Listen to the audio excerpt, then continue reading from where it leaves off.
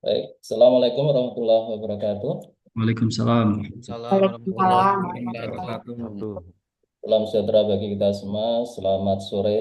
Ini merupakan mata kuliah terakhir, pertemuan terakhir. Sehingga yang belum presentasi silakan untuk presentasi.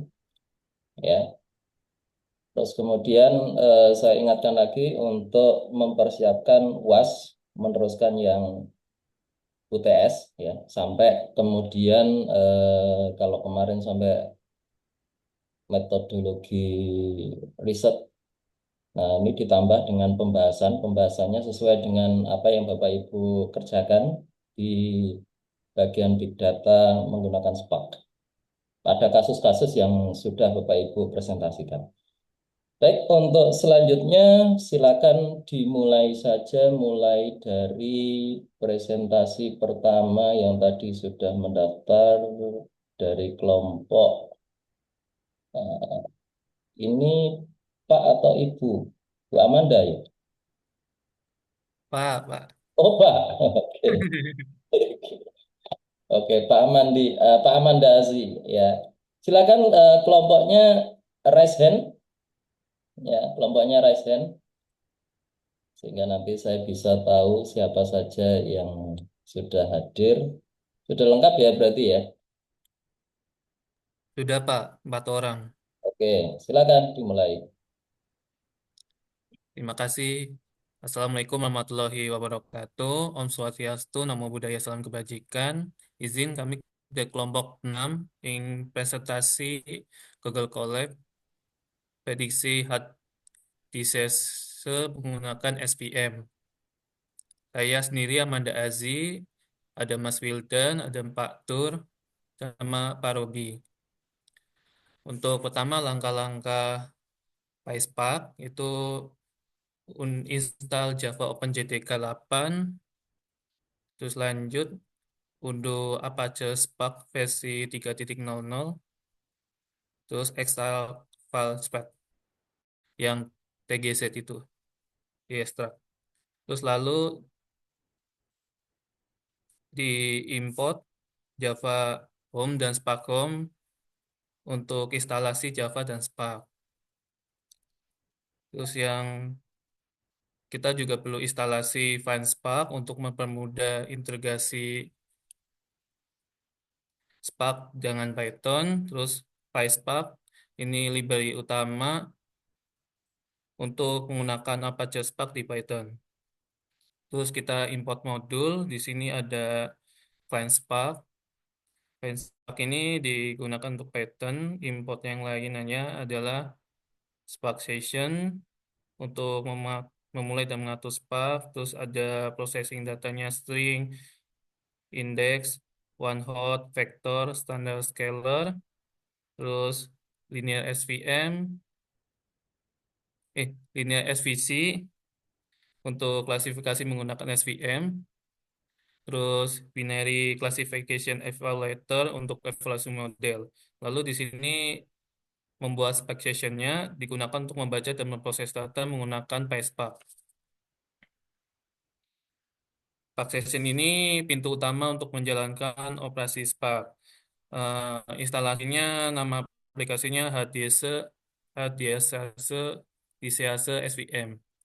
Untuk import drive, Google Colab dan selanjutnya akan dibahas oleh Mas Wildan. Silakan Mas Wildan. Oke, terima kasih Mas Aji atas kesempatannya. Izin melanjutkan. Untuk yang selanjutnya yaitu digunakan untuk menghubungkan Google Colab dengan Google Drive. Terus yang selanjutnya yaitu eh, digunakan untuk membuat objek Spark Session dalam aplikasi PySpark. Untuk yang selanjutnya yaitu kode tersebut digunakan untuk membaca file CSV menggunakan PySpark dengan file yang disimpan dalam hal ini di Google Drive. Untuk yang selanjutnya yaitu untuk kode tersebut digunakan untuk memeriksa dataset yang telah dimuat ke dalam PySpark data frame untuk memastikan bahwa data terbaca dengan benar dan memiliki struktur yang diharapkan. Untuk yang selanjutnya, yaitu digunakan untuk mengubah kolom kategorial, dalam hal ini string, bernama headdices menjadi nilai numerik menggunakan string indexer dari PySpark. Untuk yang selanjutnya, yaitu digunakan untuk mendefinisikan daftar nama kolom dalam dataset yang bersifat kategorikal. Untuk yang selanjutnya, itu digunakan untuk mengubah semua kolom kategorikal yang tercantum dalam daftar kategorikal false menjadi nilai numerik menggunakan string indexer dari PySpark. Untuk yang selanjutnya akan dijelaskan oleh Pak Surmuji. Baik, saya coba melanjutkan dari Pak Yuda. Selanjutnya dari induktor tadi, kemudian akan dipilih atau dibuatkan kolom final untuk memilih modelnya. Dari situ kita dapatkan, kemudian digabungkan menjadi semua fiturnya menjadi satu kolom fitur. Kemudian selanjutnya dilakukan normalisasi menggunakan normalisasi fitur menggunakan standar scalar. Selanjutnya dari data scalar itu kita dapatkan dibagi menjadi dua, ada data training dan data testing, di mana data training kita dapatkan sebanyak 255.843, sementara data testingnya sebanyak 63.952. Selanjutnya akan dipaparkan oleh teman kami Pak Robi. Silakan Pak. Terima kasih Pak Tur atas kesempatannya. Di sini kita akan melatih model menggunakan SPM.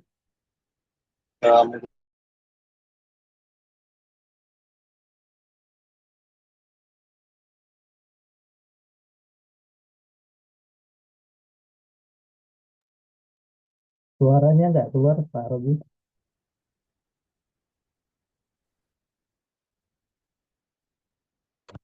Tes, ya Pak. Oke, Sudah lanjut keluar. Pak.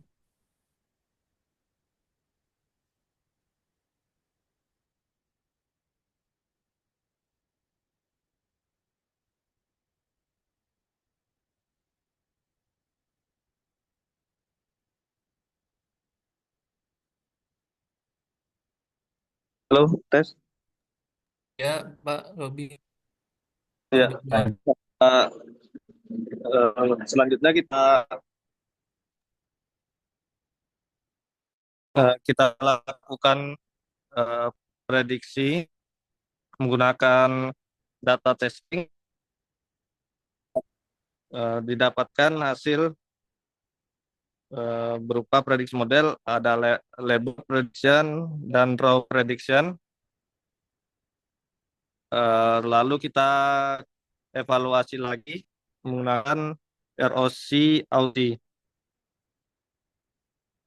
Didapatkan area under ROC-nya 0,743. Lalu kita konversi datanya ke Pandas untuk visualisasi data indeks yang di visualisasi untuk menunjukkan diagram. Lanjut Pak.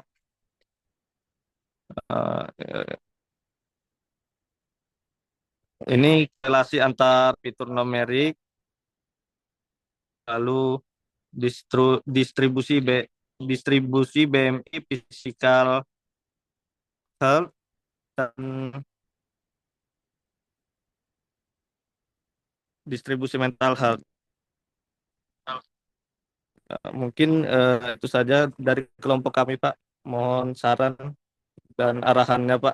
Terima kasih. Assalamualaikum warahmatullahi wabarakatuh.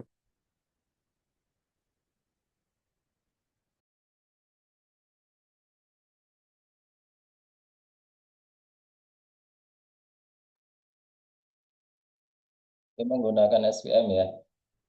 Coba turunkan ke bawah.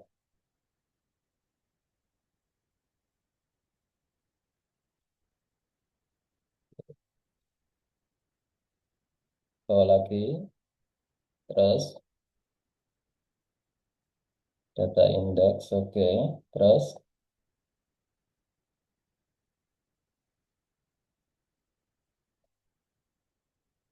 Oke. Terus ke bawah. Bawah lagi. Up, up. Yang atas tadi. Yang atas.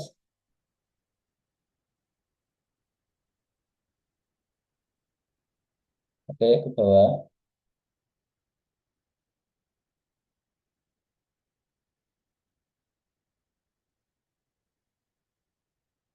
Oke. Saya lihat. Coba ke atas sendiri. Ke atas sendiri. Di atas sendiri.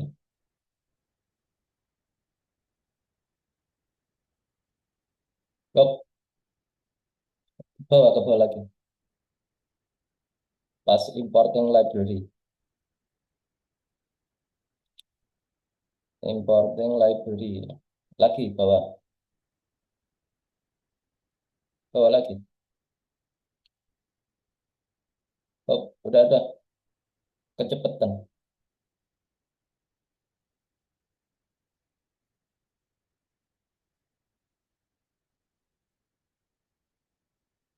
Ke atas lagi.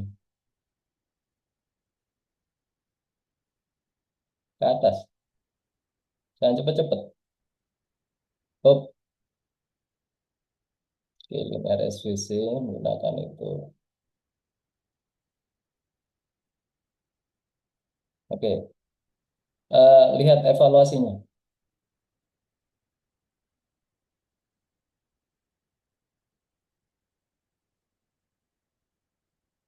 Evaluasi. Sampai evaluasi.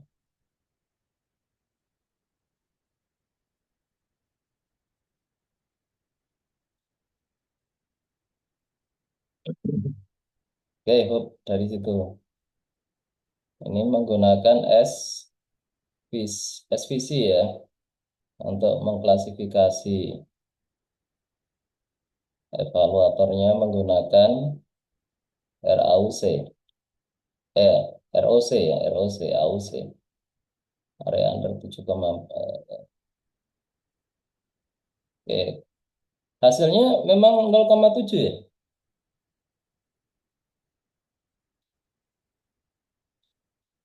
Nggak bisa lebih tinggi lagi.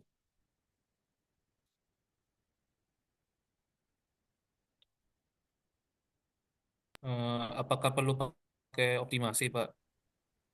Hmm? Nggak, maksud saya begini.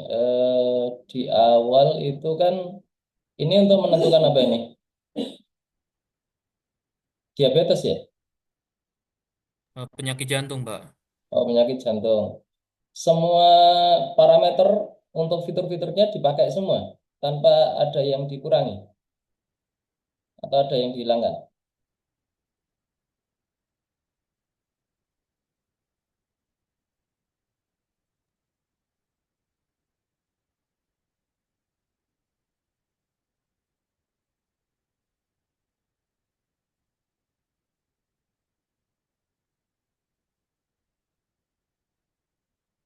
Kalau di dataset pakai semua, Pak. Oh, dipakai.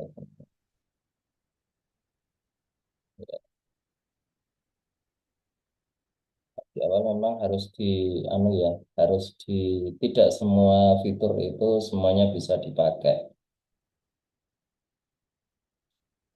Nah, ini berarti belum melakukan preprocessing data. Oke, ke bawah lagi tadi dapatnya AUC-nya segitu. Oke, oke, silakan ditutup. Izin Pak, apakah boleh kami presentasi duluan? Nggih. Ya biar ditutup dulu Oh, dari. nggih, nggih. Terima kasih, Pak Ferry. Izin Bila ada salah kata dari kelompok kami mohon maaf. Terima kasih. Wassalamualaikum warahmatullahi wabarakatuh. Kelompok berikutnya Pak Alfian.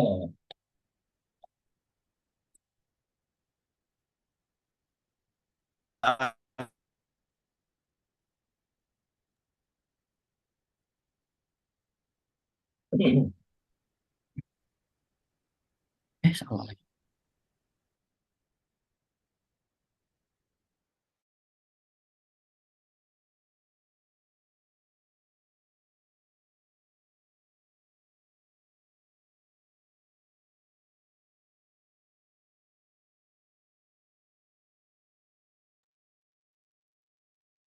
Izin Pak, apakah dari kelompok kami yang dahulu melakukan presentasi? Ya, ya, boleh, boleh. Oke, boleh. Oke, izin share screen. Hmm,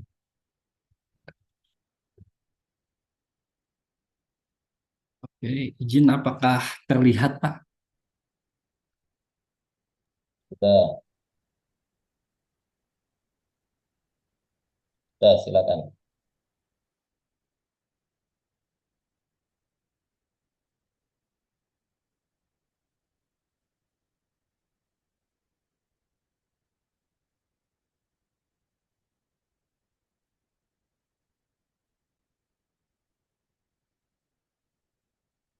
Jadi, bentar Pak ya.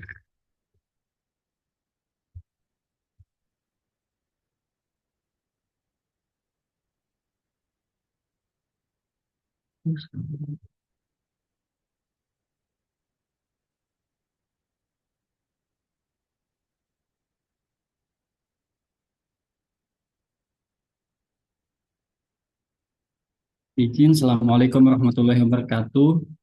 Kami dari kelompok 4. Izin Pak, kami melakukan eksperimen langsung melalui lokal komputer kayak gitu. Langsung pakai command line via spasialnya. Izin, ini tema yang kami angkat berkaitan dengan tema kesehatan, sama seperti kelompok sebelumnya itu berkaitan dengan penyakit jantung. Baik, ini sebelum menjalankan spasial, sebelumnya kita jalankan Hadoop terlebih dahulu. Seperti, bentar, seperti ini. Kita jalankan, berikut command line-nya, start TPS, terus kita cek apakah Hadoop-nya berjalan, pastikan modular-modular yang ada di Hadoop itu jalan seperti itu di keempat modul ini, kayak gitu. Setelah itu kami menggunakan Java 8, Hadoop-nya versi 3.4, kayak gitu. Terus kami melakukan upload dataset ke dalam Hadoop. Jadi kita cek sebelumnya sudah kami upload kayak gitu Pak. Ini datasetnya untuk memastikan ada di Hadoop. Berikut datanya ini seperti itu. Nah, baru kita bisa melakukan proses selanjutnya seperti itu. Nah, proses selanjutnya itu melakukan import library seperti itu. Ada beberapa. Ini untuk modelnya kami bandingkan 3 model yang integrasi langsung dalam Spark seperti itu. Terus melakukan binary classification. Untuk modul library-nya ada beberapa ini. Nah, untuk penjabaran datasetnya saya persilahkan Ibu Hirna seperti itu. Baik, terima kasih Pak Farizal. Adapun dataset yang kami implementasikan pada Hadoop dan Spark ini merupakan dataset penyakit jantung. Dataset ini bersifat publik yang kami peroleh dari Kaggle.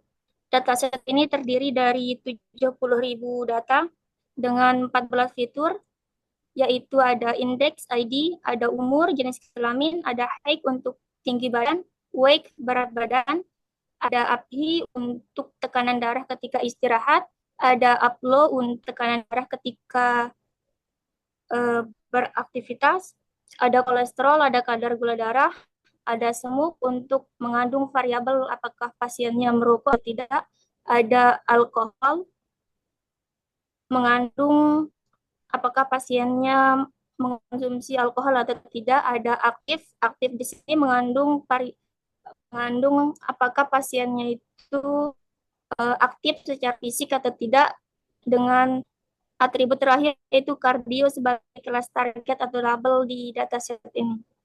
Baik, untuk penjelasan pre-processing akan dilanjutkan oleh Pak David. Silakan Pak.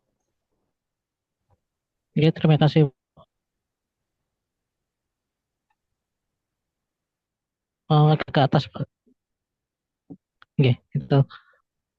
Untuk setelah jumlah data 70.000, kita menggunakan TF print skema, itu menentukan kolom-kolom tersebut menggunakan tipe data apa saja. Kemudian setelah mengetahui tipe-tipe data pada kolom, agak ke atas Pak, ya. Menggunakan scale, kita menggunakan TF group by X bagi mengelompokkan berdasarkan umur. Lanjut ke bawah. Nah, setelah mengelompokkan umur, kita mengelompokkan lagi berdasarkan kardio. Kardio di sini lebih ke kardiovalvular, yang artinya di mana penyakit jantung itu, di mana untuk kardionya sendiri poinnya 1 dan 0, dan kita dapat grup 1 dan 0 jumlahnya untuk yang mengidap sekitar 34.000 dan untuk yang tidak sekitar 35.000.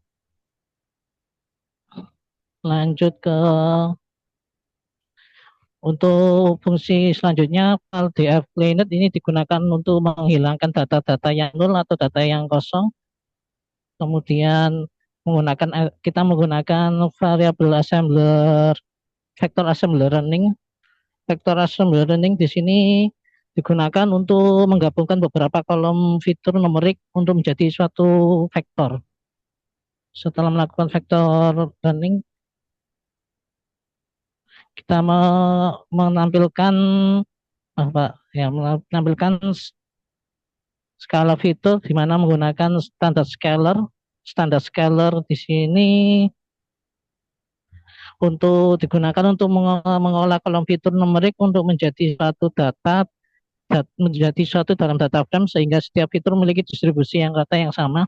Dan untuk hasilnya itu pada kolom paling kanan ada kolom fitur dan kolom scalar feature. Untuk berikutnya, untuk pemodelan dijelaskan oleh Pak Farizal. Terima kasih. Terima kasih Pak Budi. Seperti saya bilang sebelumnya, kami membandingkan 3 model yang terintegrasi di dalam Spark, yaitu logistic regression, gradient boosting, dan random forest. Nah, untuk logistic regression sendiri tidak ada parameter yang diinputkan ke dalam modelnya seperti itu. Nah, sedangkan untuk model gradient boosting di sini ada beberapa parameter yang di setting secara statis seperti itu. Nah, kami mencoba melakukan iterasi pohon pada gradient boosting itu 50, kedalamannya 5, itu pula dengan random forest itu banyak pohon yang didefinisikan itu sebanyak 100 pohon, kedalamannya 10 seperti itu. Nah, ini dilakukan pemodelan atau fitting terhadap random forest seperti itu. Hasil evaluasinya ini untuk yang paling bagus berdasarkan nilai AUC itu didapatkan oleh model random forest seperti itu 0,82 sekian persen. Nah, hasilnya di sini untuk random forest itu dia bisa memprediksi bagian data point berapa ini. Nah, dia betul positif seperti itu. Sedangkan untuk model lainnya, untuk sampel data points ini mana ya? Ini random forest.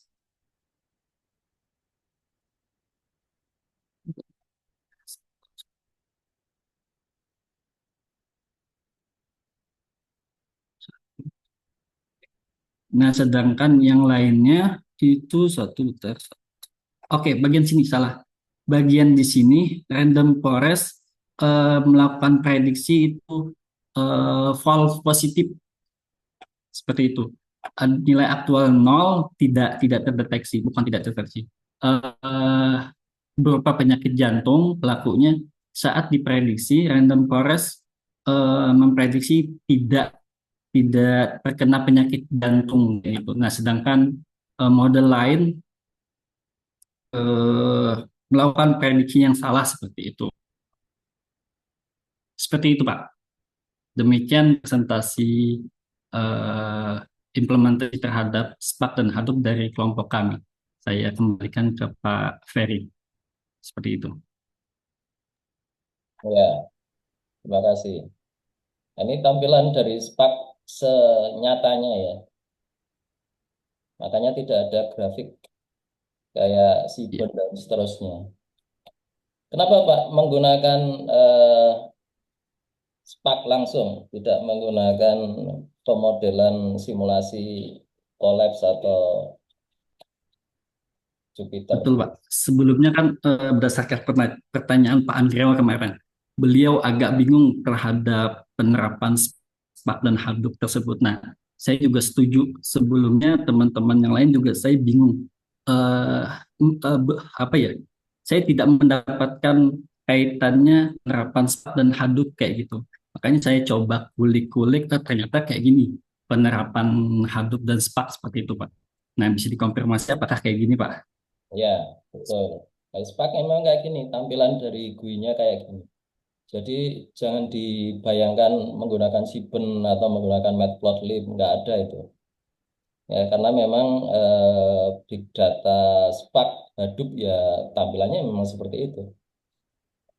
Ya, kalau disimulasikan ya mirip yang di Google Colabs beberapa dari teman-teman Bapak Ibu yang gunakan itu.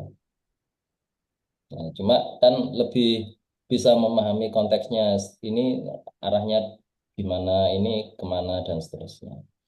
Kalau Spark-nya ya Oh, memang kayak gini Spark-nya. Tampilannya juga kayak gini, cara panggilnya juga kayak gitu. Baik. siap. Ada lagi Bapak Ibu yang mau ditanyakan?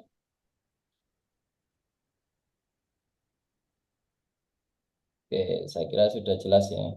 Jadi ini salah satu representasi dari tampilan Spark yang sesungguhnya bagaimana cara manggilnya, bagaimana kemudian menyimpannya dan seterusnya. Begitu. Baik, kalau nggak ada silakan ditutup terus dilanjut kelompok berikutnya, Pak. Iya. Terima kasih banyak. Kami tutup. Wassalamualaikum warahmatullahi wabarakatuh. Assalamualaikum. Oke, next. Izin boleh Pak?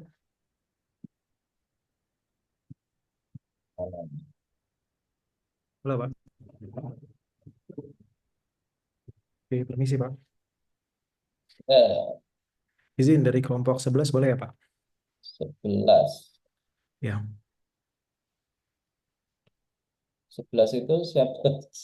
Saya nggak ada anunya. Izin Pak, mohon maaf Pak. Nggak ada apanya Pak. Kelompok.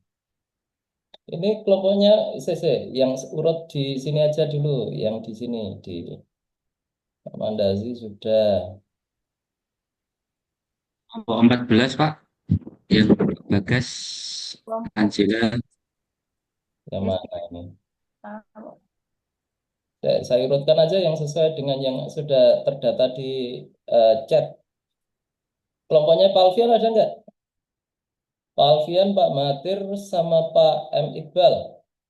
Ya, Pak. Ya, silakan. Biar, Pak. Lengkap nggak? Lengkap. Oke, present. Resen. Pak Alfian, Pak M. Iqbal, satunya. Pak Mahathir. Mana Pak Mahathir? Iya Bapak, siap. Present. Yang tampil. Halo Bapak, iya siap Bapak. Ya, presennya aja Pak.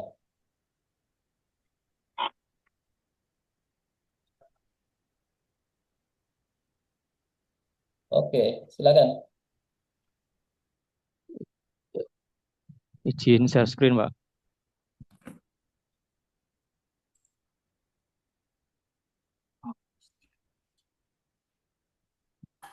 Baik, Assalamualaikum warahmatullahi wabarakatuh. Kami, monggo Mas Iqbal dibuka. Oke, siap. Apakah suara saya terdengar? Halo? Tapi Oke, gambarnya dengar. diperbesar, Pak, yang bagian samping kiri di close aja. Terus gambarnya diperbesar tampilannya. Yang bagian kanan di close. Kanan atau kiri? Oke. Oke, silakan. Oke. Waalaikumsalam warahmatullahi wabarakatuh. Kami dari kelompok 10 mau mempresentasikan tugas kami yang berjudul tentang prediksi cryptocurrency menggunakan model logistic regression. Yang pertama kami menginstal Java menggunakan Java 11. Lanjut Pak Alfian. Kemudian menginstal Spark kami menggunakan Spark versi 3.0.0. Kemudian lanjut menginstal PySpark.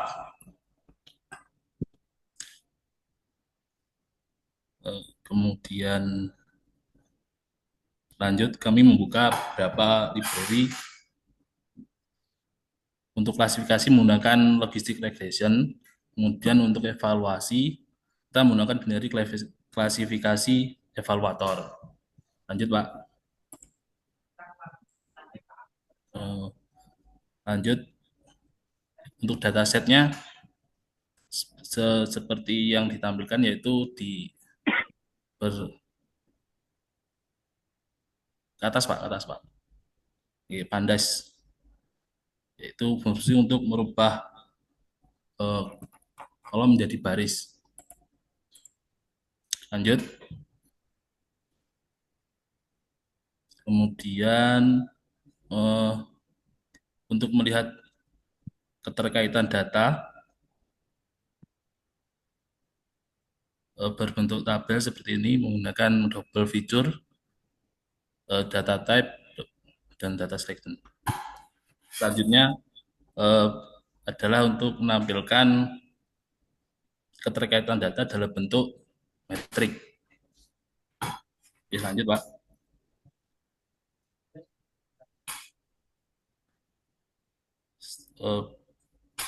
Ini adalah tampilan sebelum pemrosesan, di mana ada 5 data yang ditampilkan. Oke, lanjut. Oke, selanjutnya akan dijelaskan oleh Pak Alfian. Pak Mahathir, monggo. Oh Pak ya, Mahathir, maaf. selamat sore. Apakah suara saya terdengar? Jelas. Ya. Baik, saya akan melanjutkan dari Pak Iqbal. Untuk melakukan, setelah itu kan kita melakukan seleksi untuk manipulasi dengan library dengan PySpark. Di situ ada data open, high, low, close, volume, market depth, dan lain-lain. Untuk datanya seperti itu. Terus melakukan pemrosesan data yang akan disiapkan untuk machine learning. Itu kita mendapatkan input pool. Ya, di situ ada close, output pool-nya label. Kita ada penambahan untuk close dan label. Untuk penerapan pipeline yang ada dalam PySpark untuk mengoptimasi dan menyusun alur kerja pemrosesan data dan machine learning secara sistematis, efisien. Itu ada penambahan untuk select-nya ada label dan fitur. Berarti kita menambahkan di situ ada fiturnya. Terus ke bawah Pak. Ya. Nah, di situ ada tambahan untuk fiturnya masih 0. Ke atas lagi. Nah, masih 0. Terus kita jalankan untuk itu importnya sampai ke bawah terus untuk fiturnya. Nah, setelah itu sudah selesai ini. Setelah itu dilanjutkan ke Pak Alfian. Baik, melanjutkan dari Pak Mahathir setelah kita selesai melakukan pelabelan dan pembuatan kolom baru fitur. Lalu ini melakukan pembagian data training dan data test. Kita split 80-20 dengan random seed 42. Di total data trainingnya 1.400 dan data testnya 352. Lalu mulai membuat model machine learning-nya menggunakan logistic regression, yang mana nanti virtual yang digunakan adalah features dan label untuk melakukan pelabelan. Ini setelah dilakukan training dengan model logistic regression, ini kita melihat hasil trainingnya dengan koefisien metrik bahwa hasilnya lumayan banyak mendekati ke arah positif.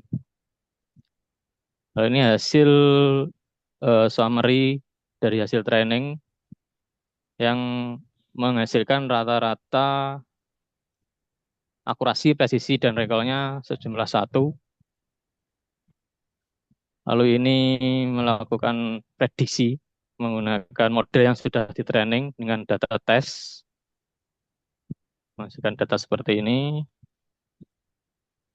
Lalu setelah itu kita akan melakukan evaluasinya dengan binary classifier, menghasilkan area underrock-nya sejumlah sekitar 98%.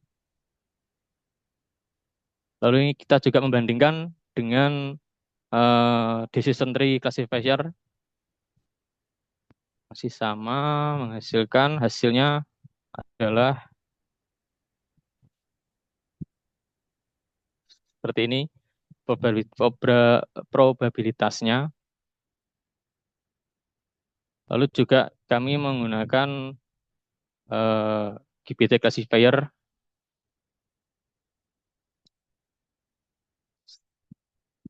dan menghasilkan under trace areanya 1. Demikian Pak. Selanjutnya kami kembalikan ke Pak Ferry. Terima kasih.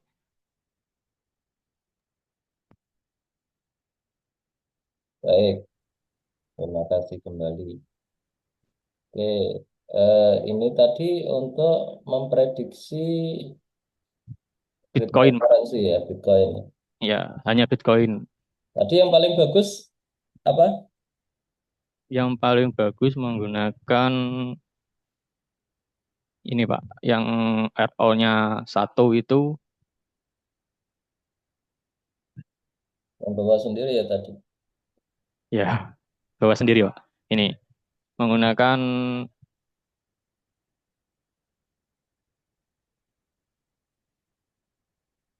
evaluator LR-nya. Menghasilkan area underrock-nya 1. Lalu setelah itu menggunakan binary classification menghasilkan 98%. Sekian.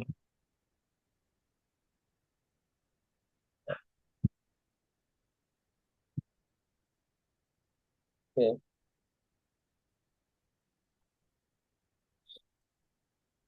Oke, silakan ditutup. Lanjut kelompok berikutnya. Baik, terima kasih kami sampaikan. Sekian, kurang lebihnya saya mohon maaf. Assalamualaikum warahmatullahi wabarakatuh. Salam.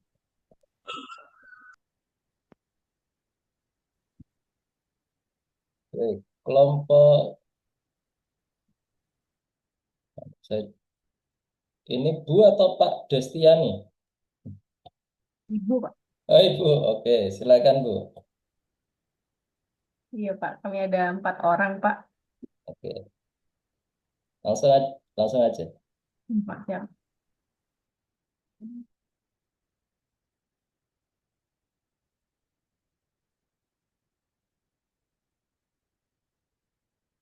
Baik, Assalamualaikum warahmatullahi wabarakatuh. Selamat sore. Nah, kali ini kami akan mencoba presentasikan hasil. Dibesarkan Bu, ini kecil banget tampilannya. Gimana Pak? Dibesarkan. Dibesarkan? Gambarnya. Tampilannya itu kecil banget. Oh, gimana ya caranya ya? Gimana ya? Gimana caranya ya Pak? CTRL plus Bu. Apa? Kontrol? ZRL plus. Nggak bisa ya?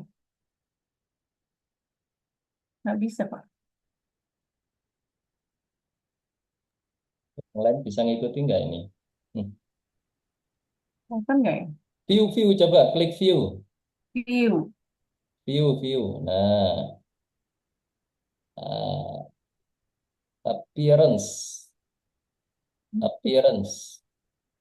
Nah, itu ada Zoom in. Nah, ya betul. Kontrol. Nah, ini udah, Pak. Bisa dibesarkan lagi, nah, udah, silakan. Ya baik, Pak. Jadi kami mencoba menerapkan Hadoop, kemudian juga PySpark dalam IDE VS Code. Jadi untuk percobaan ini kami mencoba untuk melakukan prediksi terhadap kinerja siswa. Datasetnya didapatkan dari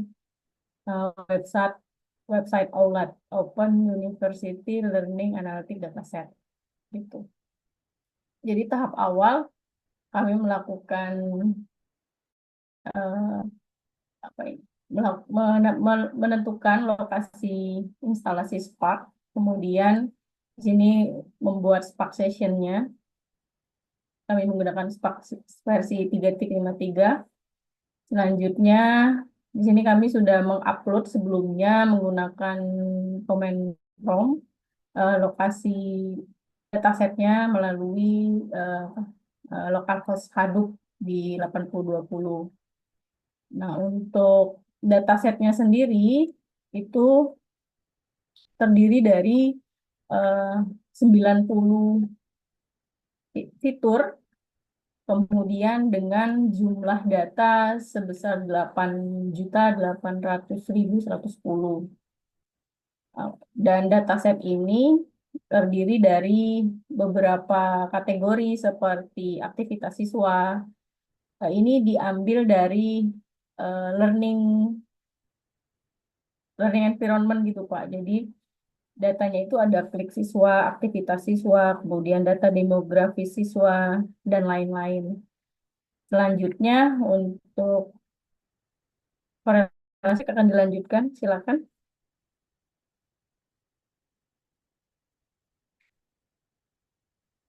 Mbak Claudia.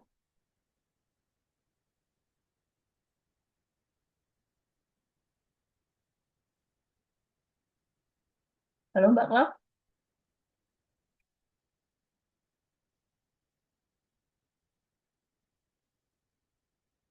Sepertinya berhalangan Mbak Clau. Nah, untuk Halo, ya, oke. Silakan lanjutkan, Mbak. Oke.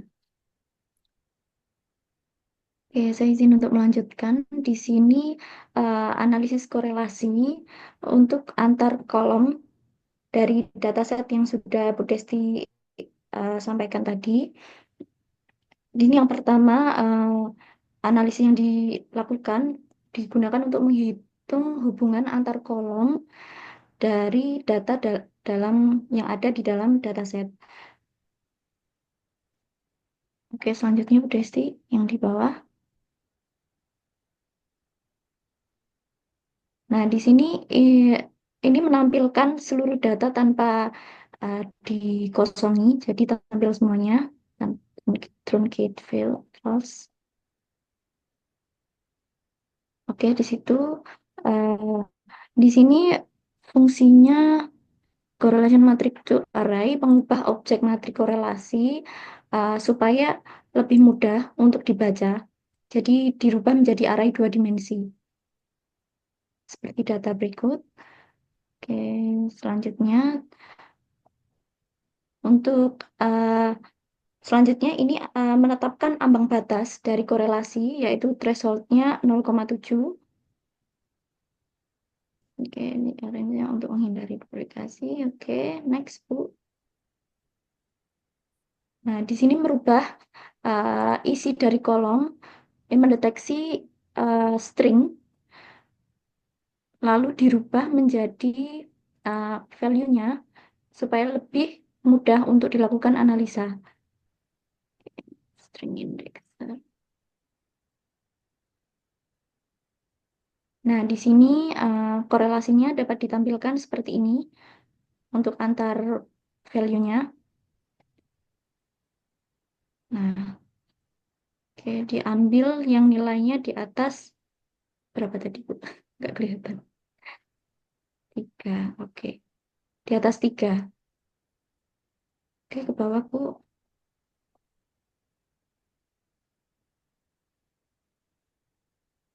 Stop di situ. Oke, di sini melatih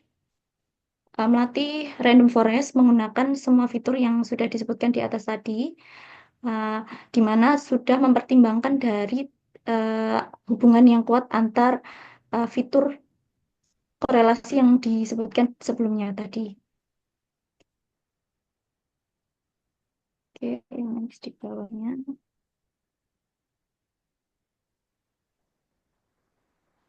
Oke, tadi yang diambil abangnya 0,1. Selanjutnya bisa dilanjutkan Pak Tata. Pak Tata. Iya, baik. Terima kasih Bu Desti dan Mbak Claudia. Izin melanjutkan. Kedengeran Mbak suaranya?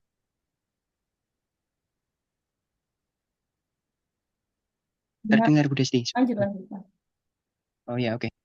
Selanjutnya penggunaan nilai batas atau threshold di sini untuk menentukan fitur yang relevan berdasarkan importance atau kepentingan fitur. Dalam hal ini, threshold diatur menjadi 0,01, artinya hanya fitur dengan tingkat importance lebih dari 0,01 yang akan dipilih. Kemudian penggunaan selected fitur, yaitu data fitur yang dipilih berdasarkan importance dari model random forest dengan menggunakan fungsi zip numeric underscore column importance, bahwa setiap kolom numerik dikaitkan dengan nilai importance-nya. Kemudian hanya kolom dengan importance lebih dari 0,01 yang dimasukkan ke dalam selected fitur. Selanjutnya membuat data frame baru dengan fitur terpilih. Di sini penggunaan fitur assembler untuk menggabungkan semua fitur terpilih, yaitu selected fitur tadi, menjadi satu kolom baru bernama features. Kolom features ini akan digunakan sebagai input. Selanjutnya transform yang juga menerapkan vector assembler pada dataset asli untuk membuat dataset baru, yaitu new vector df dengan kolom fitur. Kemudian new vector df atau data frame baru yang hanya berisi kolom fitur atau gabungan fitur terpilih tadi serta kolom target, yaitu final result index. Kemudian mengimpor evaluator dan mengevaluasi model. Di sini menggunakan multi-class classification evaluator digunakan untuk menghitung akurasi model klasifikasi multi-class. Ada 3 parameter, yaitu label call, prediction call, dan juga metric name. Untuk label call sendiri ada final result index, yaitu kolom target atau label untuk evaluasi. Selanjutnya prediction call ada prediction, yaitu kolom prediksi model yang akan dibandingkan dengan label sebenarnya. Selanjutnya ada akurasi, yaitu metrik evaluasi yang digunakan adalah akurasi. Selanjutnya mengevaluasi model dan menampilkan akurasi. Di sini menggunakan evaluator, yaitu menghitung akurasi model berdasarkan prediksi yang dihasilkan oleh model terhadap dataset dengan fitur terpilih. Selanjutnya akurasi, yaitu hasil evaluasi akurasi model. Outputnya nanti adalah akurasi model dengan fitur terpilih dicetak dengan format 4 desimal. Selanjutnya dijelaskan oleh Pak Imam, silakan. Baik, ini tinggal mana nih? Tinggal terakhir ya? Yep.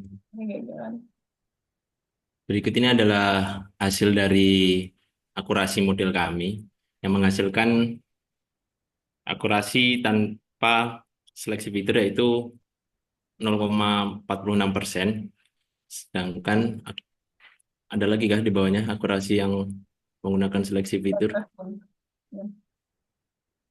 Sedangkan kalau menggunakan fitur-fitur yang terpilih saja yang menggunakan threshold 0,1 atau berapa tadi menghasilkan akurasi 0,45. Jadi selisihnya hanya sedikit antara akurasi menggunakan semua fitur dan beberapa fitur terpilih saja. Jadi mungkin sekian presentasi dari kelompok kami. Kami kembalikan kepada Prof. Ferry. Oke. Itu alasannya kenapa kok kecil sekali itu, kira-kira? Jadi kalau izin menjawab Pak ya. Jadi Ya. karena terlalu banyak sekali fiturnya yang mempengaruhi label tersebut, kami belum bisa menentukan fitur yang benar-benar relevan dengan target. Jadi menghasilkan akurasi seperti ini. Kalau Karena kan tadi ada berapa puluh fitur kan, sebenarnya nggak semuanya harus dimasukkan ataupun harus diperketat lagi selektif fiturnya. Karena waktu kami juga terlalu mepet dan dikejar dengan tugas-tugas lain, sementara masih segini Pak akurasinya. Mungkin ke depannya ini akan lebih bagus lagi akurasinya, karena ini memang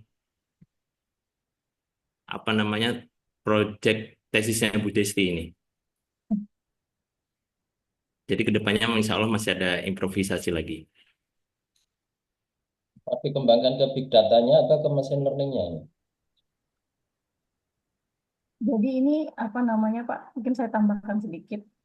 Jadi sebenarnya ini dataset ini saya dapatkan dari sebuah paper yang menggunakan model ANNLSTM dengan hasil akurasinya itu sebesar 70% gitu. Tapi ya jadi saya menggunakan data feed. Jadi sebenarnya data aslinya itu terpisah-pisah Pak. Ada 7 tabel yang terpisah. Kemudian di merge sama yang punya paper. Nah, dataset itu yang saya gunakan untuk apa namanya proyek kali ini gitu. Nah, setelah dicoba dengan dataset dari paper itu dengan menggunakan random forest, hasilnya seperti ini. Nah, kalau dari paper yang kemarin itu memang dia tidak menerapkan selected fitur, dia nggak ada fitur apa ya, memilih fitur gitu karena dia pakai LSTM dan random forest tidak menjadi eh, apa bagian dari pembahasannya beliau. Cuman dari beberapa paper yang menggunakan random forest dan menggunakan dataset aulat yang asli, itu tingkatnya itu lebih tinggi seharusnya dari 40%. Seperti itu Pak yang masih jadi pertanyaan juga. Eh, Kalau saya prediksi kemungkinan besar merge ketika penggabungan data itu juga sangat berpengaruh untuk data-data final ini untuk ketika diolah nantinya. Gitu Pak, mungkin ada koreksi. Ini lebih ke arah regresi atau ke klasifikasi? Klasifikasi Pak.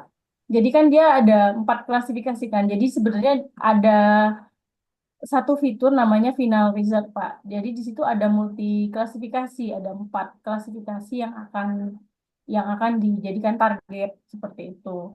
Jadi nanti pada akhirnya eh, 4 klasifikasi itulah yang menentukan prediksi seperti apa yang akan didapatkan oleh siswa tersebut. Begitu Pak.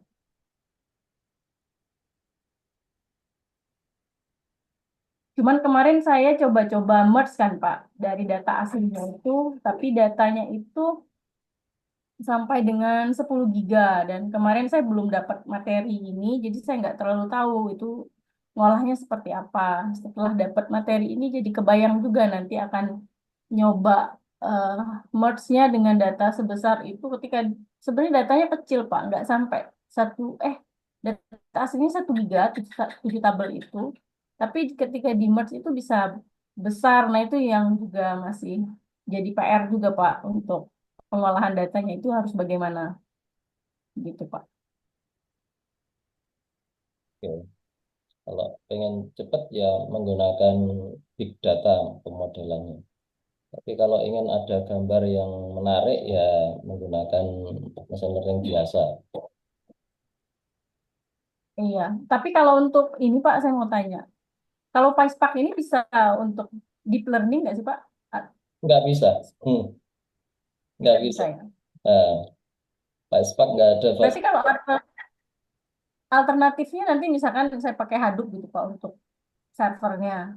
Kemudian itu misalkan saya mau pakai deep learning harus gimana Pak? Buat manual, Bu. Oh, buat Manual, scratch. Ya, namanya scratch. Karena iya. karena yang di mana machine learning library yang dipunyai sama PySpark itu ya nggak ada deep learning, ya beda. ANN aja nggak ada. Nah, makanya kalau pengen seperti itu ya buat manual. Kalau dengan data 8 juta ini Pak pakai random forest sebenarnya masih bisa nggak sih Pak? Gimana Bu? Kalau datanya kan sekarang 8 juta ini Pak, data aslinya ini. Apakah ketika dengan menggunakan mesin learning biasa yang baseline, random forest, dan lain-lain, ini masih bisa untuk tingkat akurasi di atas 70 dan lain-lain? Masih bisa. Oh, masih Tapi bisa. menggunakan ensemble learning itu juga ada. Di PySpark itu ensemble learning juga ada. Ada boost, terus kemudian model stacking, dan seterusnya masih bisa. Terus untuk model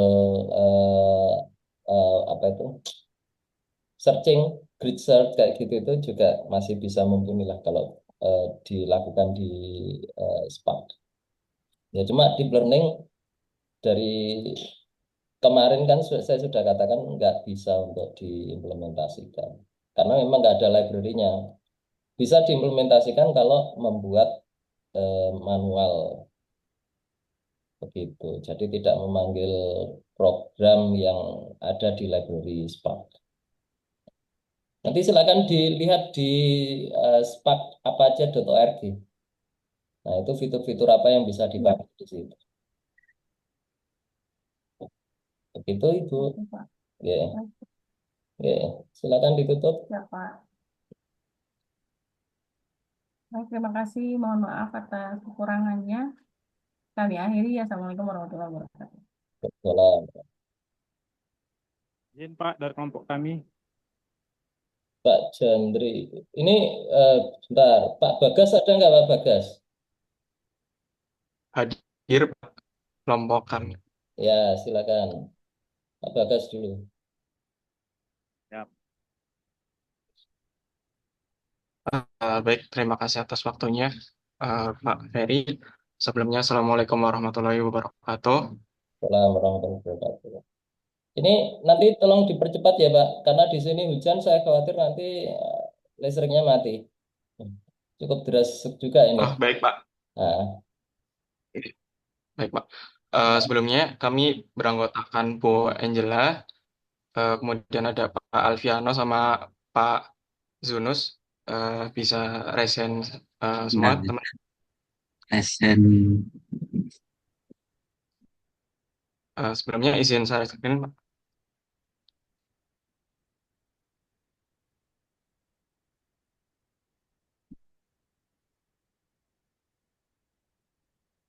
Baik, di sini kelompok kami menggunakan skala, akan tetapi menggunakan tools bantuan yaitu SBT atau skala build tool.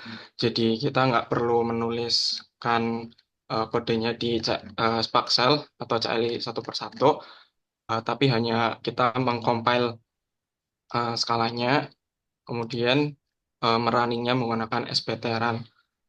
Berikut direktorinya yang terdiri dari project yang di-generate langsung oleh SBT, kemudian ada source, ada resource sama skalanya, kemudian ada target yang sama dengan project tadi. Selanjutnya untuk kodenya dijelaskan oleh oleh Pak Zunus. Silakan Pak Zunus. Untuk kita kan menggunakan skala ini Pak kode. Jadi di sini kita akan mengimpor dulu semua yang diperlukan. Kemudian juga ada portfolio untuk tampilan akhirnya nanti. Kemudian kita pertama menginisialisasi dulu Spark session-nya. Setelah itu membaca data setnya, yaitu yang ada di database, yaitu diabetes2.csv sudah kita impor. Kemudian setelah itu eh, menampilkan sekilas data, 5 data biasanya, untuk setelah itu melakukan pre-processing, yaitu menggabungkan fitur menjadi vektor, dan kemudian melakukan training dan testing. Setelah itu kita melakukan model logistik regression ya Pak ya, dan melatih modelnya sehingga muncul prediksinya, dan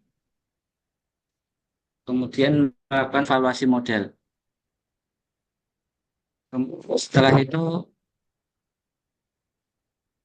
kita akan membuat visualisasi akurasi menggunakan Plotly, di mana nanti akan ditampilkan menjadi model akurasi HTML ini, Pak.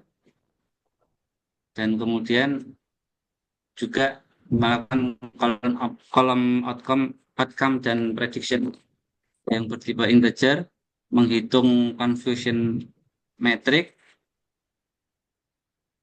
dan setelah itu kita bisa juga membuat heat map confusion metricnya menjadi file dengan nama confusion metric HTML ini. Setelah itu nanti akan menyimpan heatmap korelasi ke file HTML-nya dan menyimpan hasil prediksinya ke file CSV. Mungkin bisa ditampilkan Pak hasil conversion HTML-nya, correlation, dan hasil CSV-nya. Baik, sebelum running SBT-nya itu butuh build SBT, yaitu untuk mengimport dependensinya gitu, library. Kemudian untuk hasilnya itu seperti pada gambar berikut, yaitu ada fitur, kemudian ada outcome, kemudian ada prediction. Kemudian untuk correlation sama conversion metricnya ini ada di sini. Kemudian isinya itu seperti ini. Ini untuk conversion metricnya. Selanjutnya untuk correlation heat map-nya itu ada di sini, yaitu hubungan antara kolom tabel pada dataset. Setelah itu ada model akurasinya, itu didapatkan sebesar 80,92 atau 0,8. Mungkin segitu saja dari kelompok kami. Saya serahkan ke Pak Ferry.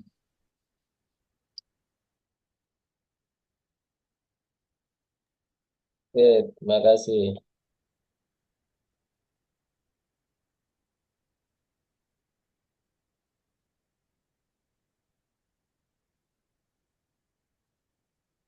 Tampilan Spark-nya yang mana itu yang menunjukkan akurasi dan seterusnya itu? Sebenarnya di sini ada, hanya saja perlu mencari agak susah gitu karena kan banyak banget yang di running gitu sih Pak. Makanya dari saya untuk mencoba membuat digenerate menjadi HTML gitu sih Pak. Oh, di PySpark nggak ada HTML soalnya.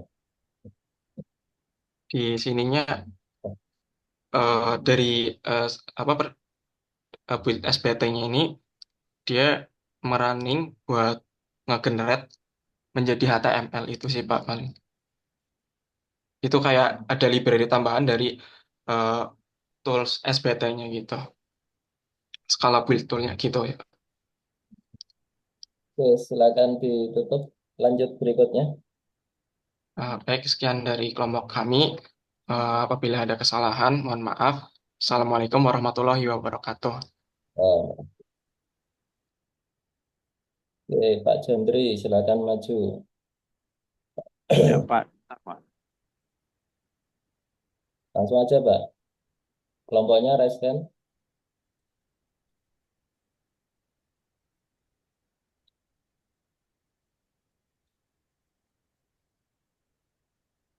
Pak Sabri, yang lain mana ini? Hadir, hadir Pak. Silakan raise hand.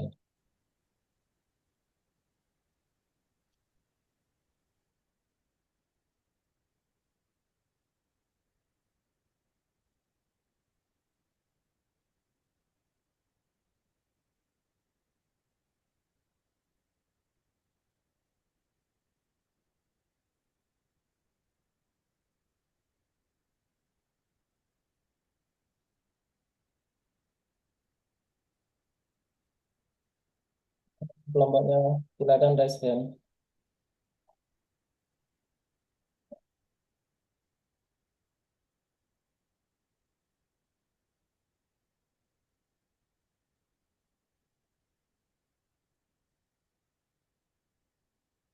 Jadi yang raise hand baru Pak Jandri aja ini.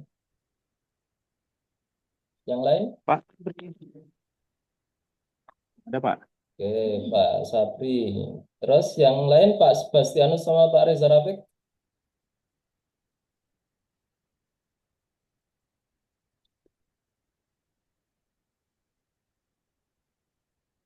Hadir tidak ini?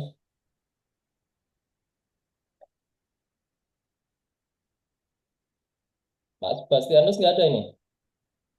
Pak Reza?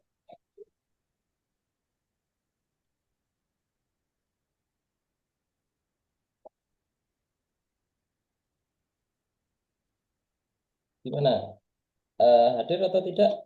Kalau tidak, saya drop. Kami mulai dulu saja Pak. Dipastikan dulu anggotanya hadir atau tidak.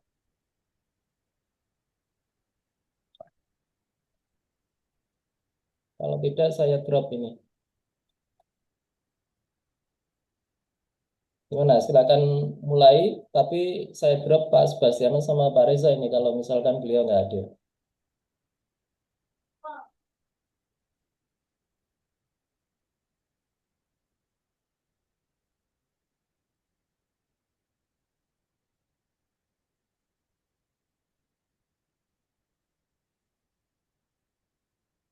Gimana? Sudah fix?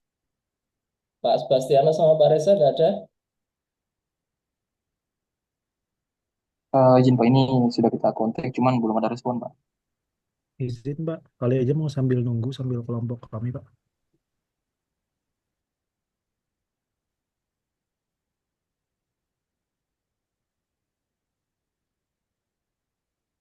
Gimana Pak Jandri? Belakangan lah, nggak apa-apa Pak. Kami terakhir sebelum selesai mata kuliah Pak. Oke. Baik, izin Pak, mungkin kelompok kami terlebih dahulu ya Pak ya, sambil nunggu anggota dari Pak Jandri juga. Terakhir ya berarti. Oke. Ya, Silakan. baik. Izin Pak, Assalamualaikum warahmatullahi wabarakatuh. Saya izin share screen dulu.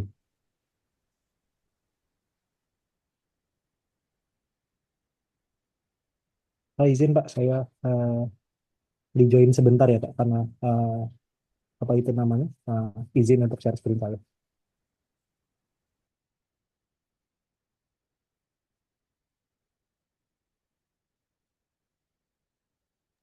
Ini silakan raise hand dulu ini siapa yang presentasi, siapa yang kelompok-kelompoknya mana ini.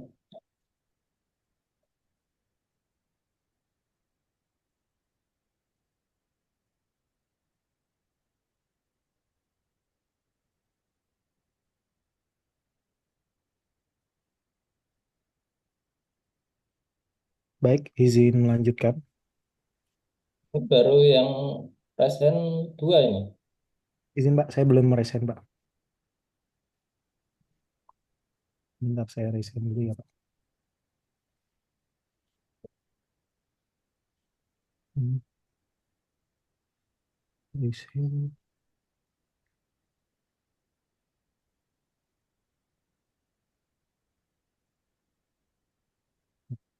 Terus Pak Arif mana nih Pak Arif? Izin Pak untuk Pak Arif sepertinya belum ada kabar Pak. Jadi mungkin nggak apa-apa ya Bapak Daniel dan Pak Bahril kita start bertiga dulu. Kemungkinan kalau kebetulan nggak join juga di Zoom. Oke, berarti saya drop ya yang Pak Arif ya. Baik. Oke, silakan lanjut. Ya. Izin Mbak, saya mulai. Jadi perkenalkan kami. Gambarnya diperbesar. Oh ya siapa? Ini sudah cukup besar Pak. Belum? Oke. Oke, silakan. Baik, izin memulai Pak. Perkenalkan kami dari kelompok 11, terdiri dari Bapak Bahril, Pak Daniel, saya sendiri Azmi dan juga Pak Arif Zaki. Tapi kebetulan beliau tidak hadir pada hari ini. Jadi izin untuk judul dari tugas kami itu adalah prediksi harga mata uang kripto menggunakan algoritma pembelajaran mesin pada dataset historis dengan Apache Spark. Jadi yang pertama-tama langkah yang dilakukan itu adalah setup dulu. Jadi sebelum kami memulai untuk melakukan trading dan lain-lain itu kami setup dulu. Di sini menggunakan Apache Spark dan di sini kami menggunakan platform Google Colab. Di sini maka dari itu kami menginstal. Di sini ada beberapa Apache Spark dan juga di sini ada Find Spark. Ini dari Python package dan juga di bawah sini ada menginstal juga kebutuhan dari Spark juga itu OpenJDK ya. Jadi dari Java. Setelah melakukan penginstalan itu kami import untuk di sini kebetulan kami import OS untuk bisa men-set path dari Java Home dan juga Spark Home. Setelah itu kami inisialisasi si Find Spark. Setelah itu kami juga melakukan pengecekan untuk memastikan bahwa memang environment-nya sudah di-set ya untuk Java Home dan Spark Home-nya. Selanjutnya itu kami import library Google Drive untuk bisa nge-load file melalui Google Drive kami. Di sini kebetulan datasetnya ada di sini. Selanjutnya di sini kita akan melakukan inisiasi terhadap Spark Session dan di sini app name-nya di set BTC Data Analysis. Lalu di sini kita load juga untuk dataset yang sudah kita load melalui library Google Drive di atas. Nah, di sini lalu kita tampilkan 5 baris pertama ya. Ini top 5 row. Jadi di dalam sini dataset kami itu berisikan Unix yaitu tanggalnya, habis itu date, lalu simbol, open, high, low, close, volume BTC dan juga volume USD. Jadi di sini BTC USD untuk pairnya. Baik, selanjutnya untuk langkah selanjutnya kita pre-proses datanya. Jadi untuk pre-proses ini ada 3 langkah utama yang dilakukan. Konversi tanggal menjadi format yang sesuai, lalu memilih fitur yang relevan, yaitu open, high, low, close, dan volume. Selanjutnya kita juga menangani nilai yang hilang. Jadi itu untuk processingnya. Di sini kita menggunakan library dari PySpark, yaitu SQL function. Nah, di sini kita juga merubah data depth ya, jadi format yang kita inginkan. Selanjutnya juga menangani data nilai hilang. Lalu selanjutnya juga kita menampilkan informasi tentang datanya. Di sebelah sini sudah ditampilkan informasi mengenai datanya. Itu count, min, stddev, min, dan max. Selanjutnya itu kita lanjut ke feature engineering. Untuk feature engineering dan yang selanjutnya itu dilanjutkan oleh Bapak Bahril. Pak Bahril, persilakan. Ya, terima kasih Pak.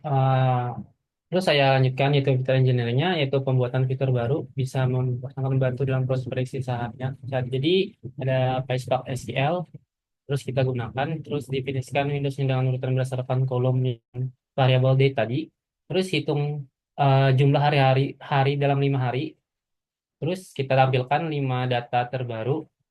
Nah, setelah itu membagi data menjadi 80% pelatihan dan 20% pengujian. Setelah itu pembangunan model pembelajarannya menggunakan regresi linear bisa dijelaskan oleh Pak Daniel.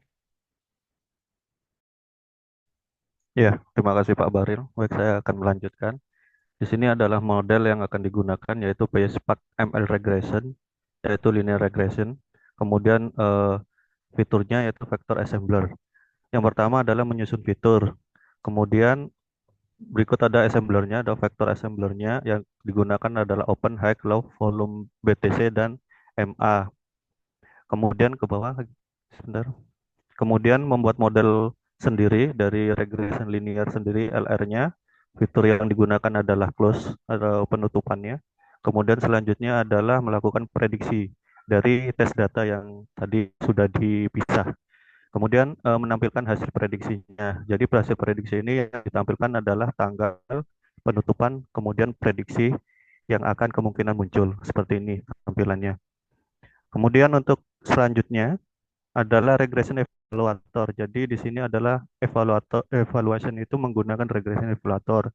Jadi pertama menggunakan kolom yang benar yaitu close yang diprediksi.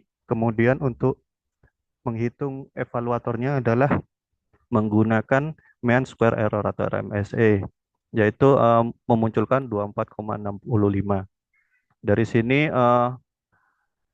kita closing bahwasanya prediksi yang kita gunakan adalah lagi seperti ini untuk dari prediksi saya harga sahamnya. Terima kasih. Mungkin saya kembalikan ke Pak Azmi. Silakan Pak.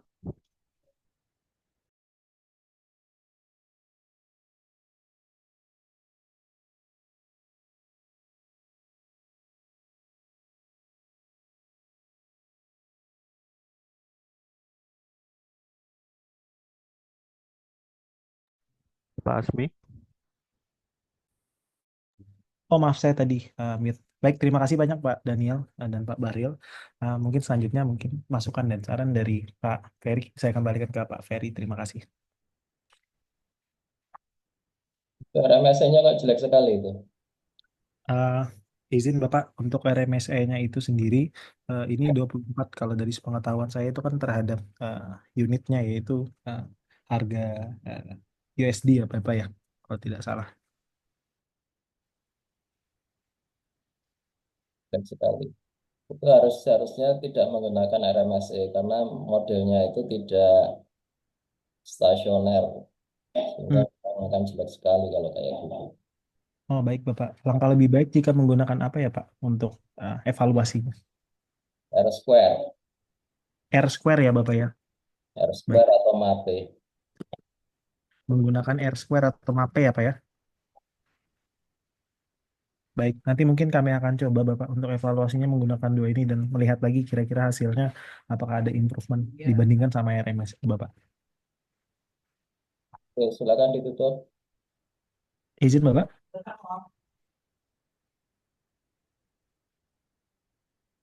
Mohon maaf Bapak.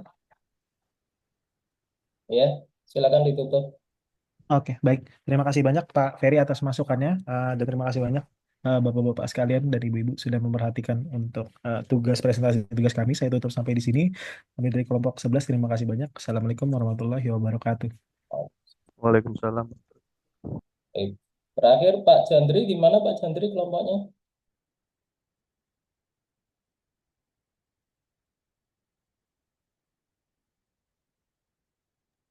Ya Pak, kami mulai aja Pak. Berdua berarti ya? Ya Pak. Oke ya, silakan raise hand. Ini berarti Pak Jandri sama Pak Sabri ya, Pak Sebastian sama Pak Reza Rafiq, saya drop. Ini sebagai tugas keempat ya, tugas keempat. Presentasi ini sebagai tugas keempat. Oke, silakan. Baik Pak, kami mulai Pak. Pertama-tama, Pak, dan untuk langkah-langkah penginstalan karena sama dengan rekan-rekan yang lain kami lewati saja. Baru selanjutnya data kami ambil langsung dari GitHub terkait dengan data set diabetes. Baru datanya kami disimpan dalam variabel data. Baru kami tampilkan skemanya. Setelah itu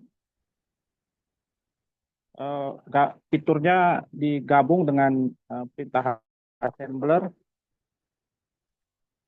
Dan selanjutnya data kami bagi menjadi 80 sama 20% untuk training dan testing. Selanjutnya akan dilanjutkan oleh Pak Sabri. Oke, baik. Saya lanjut. Jadi untuk poin yang selanjutnya, untuk yang poin 4 ya. Poin berapa ya? Poin 5 ya? Poin 5, Pak. Oke, baik. Di sini fungsi poin kelima ini dia tujuannya untuk membuat dan melatih model logistik regression menggunakan data pelatihan pelatihan training data. Jadi yang pertama menginisialisasi model. Jadi di sini ada fungsi logistik regression yang menginisialisasi model regresi logistik di PySpark. Jadi regresi logistik ini dia adalah algoritma klasifikasi biner yang memprediksi probabilitas suatu kelas berdasarkan fungsi sphenoidnya.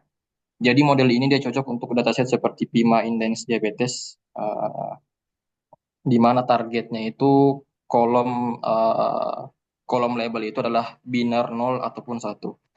Kemudian fungsi yang kedua melatih model, masih nomor poin kelima. Jadi yang fungsi kelima ini melatih model model regresi logistik menggunakan data pelatihan atau training data. Jadi yang data yang di training di sini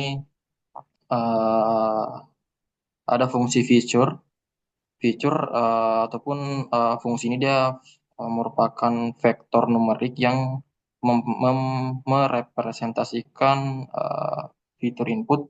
Kemudian yang fungsi label merupakan nilai target 0 ataupun 1 yang akan diprediksi. Kemudian hasil pelatihannya nanti ini setelah pelatihannya selesai itu diharapkan model memiliki parameter yang dipelajari seperti koefisien untuk setiap fitur. Kemudian modelnya ini dapat digunakan untuk prediksi pada data baru atau data pengujian. Kemudian yang poin keenam di sini tahap evaluasi model ya, evaluasi model. Jadi pada tahap ini dia bertujuan untuk mengevaluasi performa model logistik regression yang sudah dilatih sebelumnya. Jadi menggunakan data pengujian atau data testing. Kemudian yang pertama itu ada proses memprediksi data testing. Jadi pada fungsi ini ada fungsi namanya model transfer test data yang terlihat di layar. Jadi fungsi ini dia menggunakan model yang telah dilatih untuk memprediksi output label pada data pengujian data testing tadi. Kemudian evaluasi dengan binary classification evaluator. Jadi fungsi binary classification evaluator ini dia digunakan untuk mengevaluasi model klasifikasi biner. Jadi secara default evaluator ini dia menggunakan metrik untuk mengukur performa model. Jadi fungsi evaluator tersendiri ini dia menghitung nilai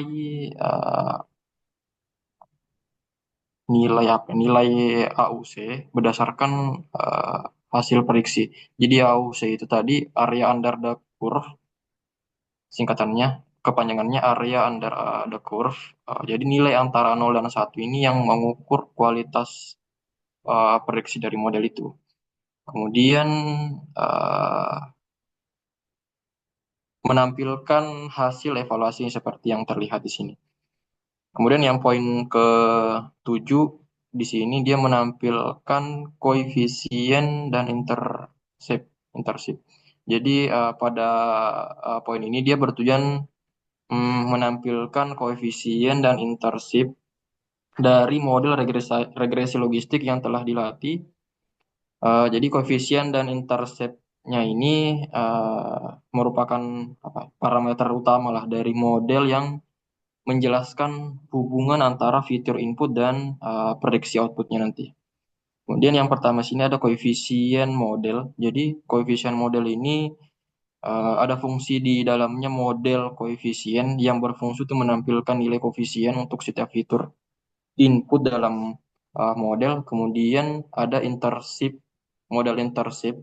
Jadi model intercept ini dia menampilkan nilai intercept yaitu konstanta dalam persamaan regresi logistik. Kemudian next-nya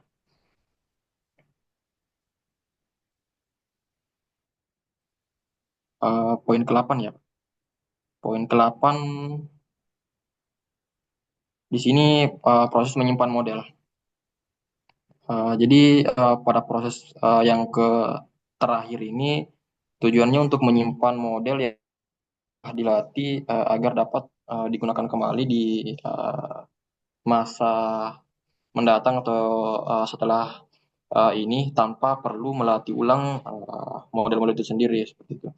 Kemudian ada fungsi model write dot overwrite dot save. Jadi model write ini dia metode untuk menyimpan model yang telah dilatih. Kemudian yang dot overwrite ini jika direktori atau file dengan nama yang sama sudah ada di lokasi tujuan, maka perintah ini akan mengganti overwrite-nya menjadi file yang ada tanpa error.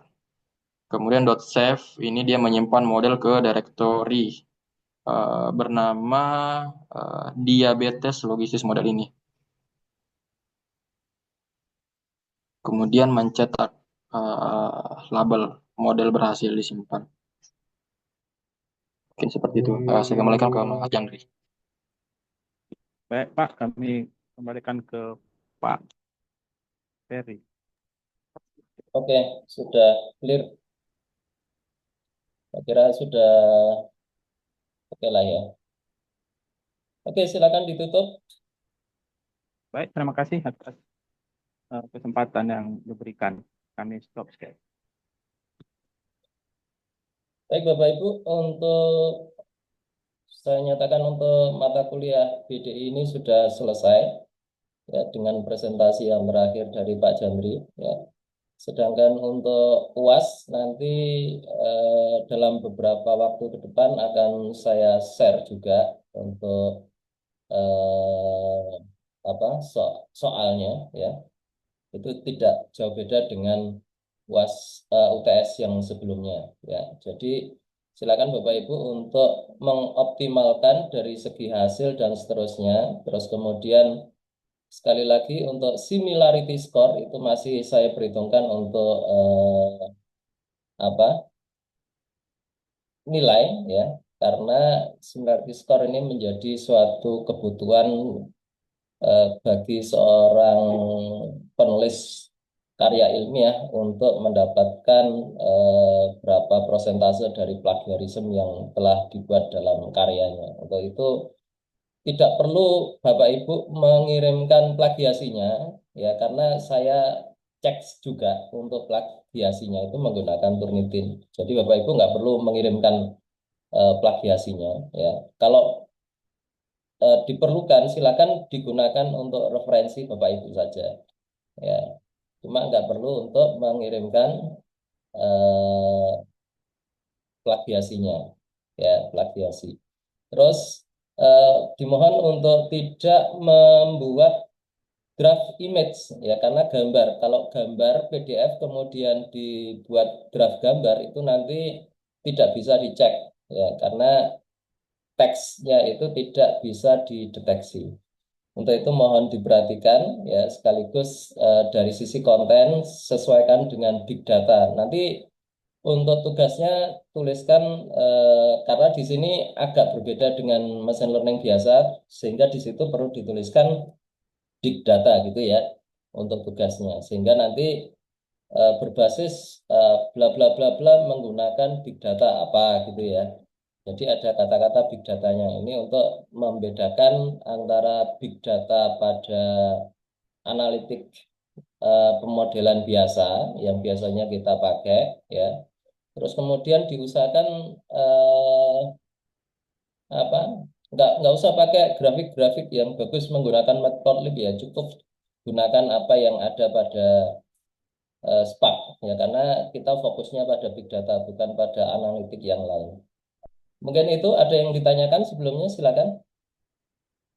Kalau sudah jelas saya kira begitu saja ya, tinggal nanti dijalankan untuk pengerjaan UAS-nya.